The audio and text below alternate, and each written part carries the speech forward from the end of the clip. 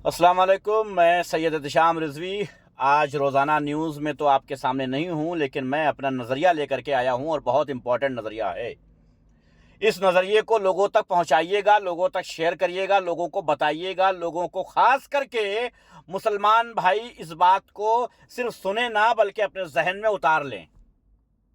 नवरात्रि चल रही है, गरबा में मुसलमानों की एंट्री पर पाबंदी है। बहुत अच्छी बात है, कोई दिक्कत की बात नहीं है इसमें। अगर उन्होंने अपने प्रोग्राम में मुसलमानों की नो एंट्री रखी है तो कोई दिक्कत नहीं, मुझे होना चाहिए, ऐसे ही क्या दिक्कत है। अगर आप ये कह रहे हैं कि भाई मेरे घर में एहतिशाम रिजवी की एंट्री नहीं है तो मुझे कोई प्रॉब्लम नहीं है, नहीं आऊँगा। लेकिन मुसलमानों को मैं कहना चाहता हूं कि आपको गरबा खेलने की ज़रूरत क्या है? गरबा में आपके जाने की आवश्यकता क्या पड़ रही है? 5 वक्त मस्जिद में अजान होती है, क्या आप वहां जाते हैं? और जाते हैं तो बहुत अच्छी बात है, और नहीं जाते हैं तो वहां जाया कीजिए। 5 वक्त मस्जिद में अजान होकर के आपको बुलाती है मस्जिद, आइए आइए आइए, स्वागत है आपका, स्वागत है आपका, खैर मकदम है आपका, और आप नहीं जाते हैं अल्लाह के घर। जाते हैं तो अच्छी बात है, जो लोग नहीं जाते मैं उनकी बात कर रहा हूं। 5 वक्त में जब अल्लाह के घर से आवाज आती है और आप नहीं जाते हैं, आपको गरबा खेलने की क्या आवश्यकता पड़ गई कि गरबा खेलने पहुंच जाएं आप? फिर आप वहां मारे जाएं, पीटे जाएं, हिंदू मुसलमान का झगड़ा हो, प्रॉब्लम क्रिएट हो, जरूरत क्या है इसकी? भाईचारे को भी आग लग जाएगी, इसमें नफरत फैल जाएगी, और आप जो करने जा रहे हैं वो तो कर ही रहे हैं, तो आवश्यकता क्या है इसकी? अभी मैंने देखा कि एक जगह कहीं रामनवमी में, यही नवरात्रि में, वो कोई मेला वगैरह था, उसमें जो कैरेक्टर निभाने लोग आए थे वो मुसलमान थे। उनकी आईडी चेक की गई, वो मुसलमान निकले, उनको भगा दिया गया। कोई दिक्कत नहीं है, क्या ही दिक्कत है? मैं कहता हूं आपको यही काम मिला है करने के लिए क्या? हिंदू धर्म के जो लोग हैं, हिंदू धर्म के जो कैरेक्टर हैं, वो अगर कोई आप निभाना चाहते हैं तो क्यों? आप सब्जी बेच लो यार, ठेला लगा लो, मजदूरी कर लो, आपको क्या जरूरत पड़ी है जाके एक्टिंग करने की उसमें?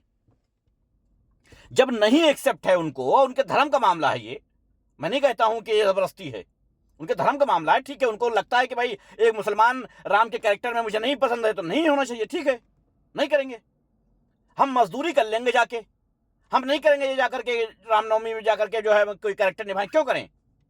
आपको यही मिला है करने के लिए, चंद पैसों के लिए। और आपको पता है इन चीजों से नफरत कितनी फैल रही है। आपको भी समझना पड़ेगा इन चीजों को, आपको इन चीजों को जानना पड़ेगा। अब आपको भी थोड़ा सा ये समझना पड़ेगा कि इस माहौल से हमें निपटना कैसे है। सिर्फ अफसोस जताने से कुछ नहीं होगा, इस मामले में आपको कदम बढ़ाना पड़ेगा।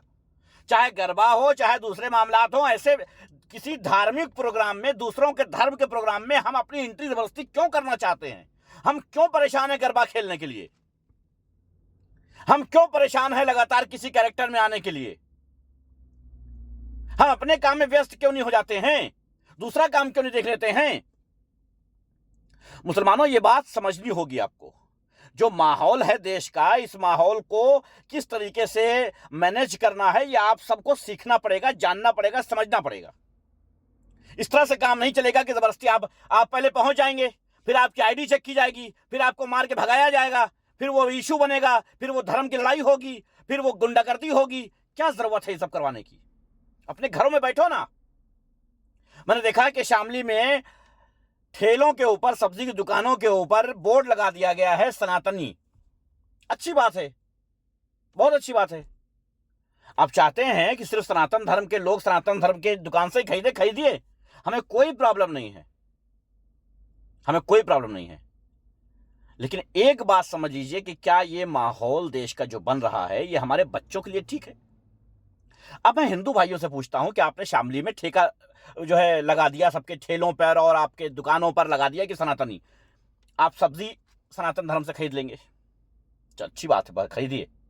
आप स्कूल ऐसी जगह भेजेंगे अपने बच्चों को जहां सिर्फ एक ही धर्म के लोग हों, आप सड़क पर अपने बच्चों को नहीं निकलने देंगे, क्या करेंगे? क्या क्या रोकेंगे आप?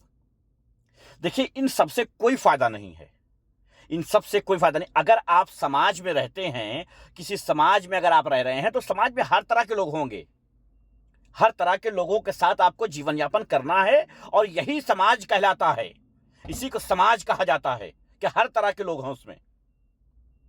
तो प्लीज ये नफरतों का बाजार खत्म करिए, ये नफरतों का बाजार खत्म कर दीजिए। इस तरह से काम नहीं चलना। देखिए, नहीं खरीदना है आपको, ना खरीदिए, लेकिन खुलेआम बोर्ड लगा करके आप जो इस तरीके के हेडलाइंस में आ रहे हैं और नफरत बढ़ा रहे हैं, ये सब अच्छी चीजें नहीं है।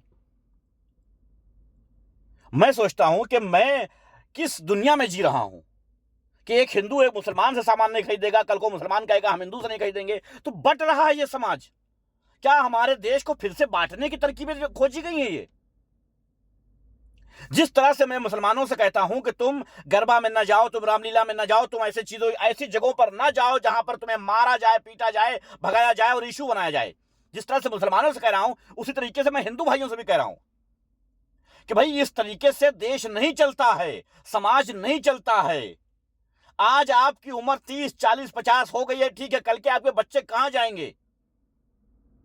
उनके रोजगार के लिए कहीं ना कहीं कंपनी होगी, कोई किसी कंपनी में जाएंगे, कोई मुसलमान होगा, वहां क्या करेंगे? जॉब छोड़ देंगे, भूखे मर जाएंगे। कहीं बॉस होगा मुसलमान, क्या करेंगे? जॉब छोड़ देंगे। सऊदी अरबिया में हजारों की तादाद में, मेरे नॉलेज में जो है, हजारों की तादाद में हिंदू धर्म के लोग काम कर रहे हैं। मैं उनसे मिलता हूं, पूछता हूं कि भाई आपको कोई तकलीफ है यहां? बोलते भाई कैसी बात कर रहे हो, किसी ने पूछा ही नहीं तुम हो कौन।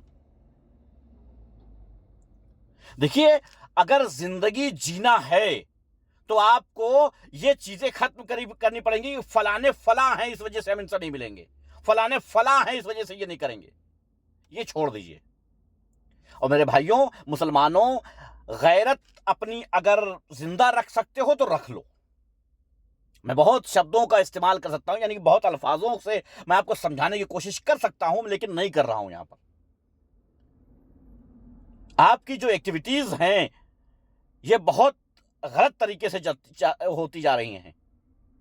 आप अपने धर्म को फॉलो नहीं कर पा रहे हैं और दूसरे धर्म में घुसने की कोशिश कर रहे हैं कि साहब हम गरबा खेलने पहुंच जाएं, हम ये करने पहुंच जाएं, हम वो करने पहुंच जाएं, हम ऐसा क्यों यार, क्यों कर रहे हो ये सब? 5 वक्त तुम्हें अल्लाह पुकार रहा है, आओ हमारे घर में, खैर मकदम है तुम्हारा, वहां नहीं जा रहे हो यार, तुम गरबा खेलने पहुंच गए। देखिए मुसलमान भाइयों, मुझसे हो सकता है आप इस बात से इत्तेफाक ना रखते हो, लेकिन मुझे बड़ी तकलीफ है इस बात से कि हम पहले गरबा खेलने जाए, हमारी आईडी चेक की जाए, फिर हमको मारा जाए, पीटा जाए, दुनिया भर के बवंडर हों, नफरत फैले। ये सब यार मुझे नहीं पसंद है। मैं अपनी बात कर रहा हूं और मुझे उम्मीद है कि मेरे व्यूवर्स को भी ये बात पसंद नहीं होगी। मुझे उम्मीद है कि मेरे जो चाहने वाले लोग हैं, मुझे जो समझने वाले लोग हैं, वो भी ये बात कमेंट्स करके बताएंगे कि साहब बिल्कुल सही कहा है हमने। मुझे लगता है ऐसा। तो बहुत बहुत शुक्रिया आप सबका। सब्सक्राइब कर लीजिएगा मेरे चैनल को। हो सकता है मेरी बात आपको बुरी लगे, कड़वी लगे, लेकिन आपके बच्चों के भविष्य के लिए मैं जो कुछ कहूंगा वो अच्छा ही कहूंगा, मुझे ऐसा यकीन है। बहुत शुक्रिया। अल्लाह हाफिज़। अपना ख्याल रखें।